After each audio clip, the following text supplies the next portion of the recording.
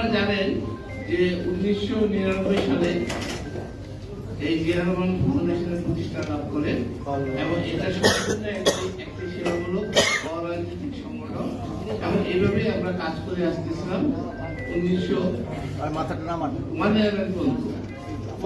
তারপরে আমরা জানি আমরা বিভিন্ন ধরনের কর্মসূচিতে আমাদের তখন প্রকল্প ছিল 13টা। তার মধ্যে ছিল বৃক্ষরোপণ কর্মসূচি ছিল, দারিদ্র বিমোচন কর্মসূচি ছিল, তারপরে আপনাদের আমরা বন্যার সময় কাজ করছি, বিভিন্ন সময় বিভিন্ন ধরনের কার্যক্রমের সাথে আমরা অংশগ্রহণ করছি, মানে মোট কথা সেবামূলক কার্যক্রমে আমরা কিন্তু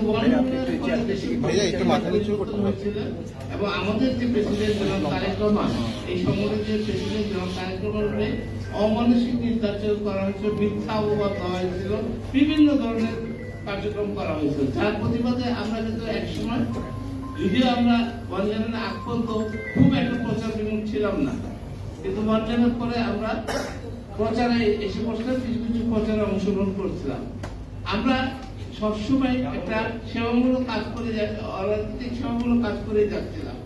আমরা জানেন এর মধ্যে যে বিভিন্ন সময় বন্যা হয়েছে, করোনা হয়েছে, বিভিন্ন সময় আমরা সেখানেও আমাদের কার্যক্রম আমরা চালিয়ে যাচ্ছি। এই যে জুলাই বিপ্লব হয়েছে, এই জুলাই বিপ্লব আগেও আমাদের যখনই যারা আহত সরেছে, শেখ হাসিনার সরেছে অবৈধভাবে যারা আহত নিহত হইতো, তাদেরকে আমরা আমাদের রিহ্যাবিলিটেশন কমিটি ছিল, সেই রিহ্যাবিলিটেশন কমিটির মাধ্যমে আমরা তাদেরকে সাহায্য করতাম।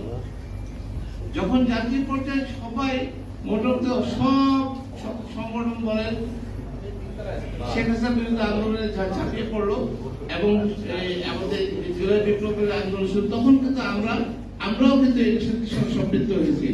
আমি নিজে 2014 তারিখে যখন এই ছাত্রদেরকে মারা হলো, তখন কিন্তু আমি ঢাকা মেডিকেলে গেছিলাম দেখতে, এবং আমি পাশাপাশি ইসলামী হাসপাতালে রোগী দেখতে গেছিলাম। আমি যখন ফিরে আসতেছি, তখন আমাদের ভারপ্রাপ্ত চেয়ারম্যান সাহেব আমাকে ফোন করলেন যে ডাক্তার সাহেব, আপনি সাহায্য করেন কিন্তু আপনি চিনে এসেন না। আমি বললাম ভাই কেন? বলে না, এই রাজনীতি যেহেতু চলতেছে ছাত্রদের, আমরা সবাই এটা পিছনে আসি, কিন্তু এটাকে রাজনৈতিক মোড় যাতে না দিতে পারে সেদিকে একটু খেয়াল রাখেন। আমি তারপর থেকে যাই না, কিন্তু আমরা যেরকম ফাউন্ডেশনের পক্ষ থেকে আমরা পানি দেওয়া, খাওয়া দাওয়া, এই দেওয়া, এগুলো আমরা করে গেছি। এবং যত রকম চিকিৎসা যেখানে আহত হয়েছে, আমরা আমাদের টিম সেখানে গেছে, যে আহত সরকার হয়তো সেটাকে আমরা প্রচারে আনিনি, যেহেতু ভারপ্রাপ্ত চেয়ারম্যান সাহেব আমাদের নির্দেশ দিয়েছিলেন আপনারা ফাউন্ডেশন বলেন বা বিএনপি বলেন কোন প্রচার দেন। এবং আমার জানা মতে উনি সবকিছু কিন্তু তদারকি করতেছিলেন, প্রত্যেকটা জায়গা উনি কিন্তু তদারকি করতেছিলেন, কোথায় কি হবে না হবে, কোথায় একজন আহত হলে উনি ফোন করে আমাদের এখানে শাহ মোহাম্মদ আছে, কাকুন আছে এখানে, আচ্ছা কাকুতে ওনাকে ফোন করে বলতেন যে আপনারা যান। তো সেই সব কিছু বিবেচনা করে আমরা এবার এই যে যারা শহীদ হয়েছে, যারা আহত হয়েছে, পরিবারের পাশে দাঁড়ানোর চিন্তা ভাবনা করছি।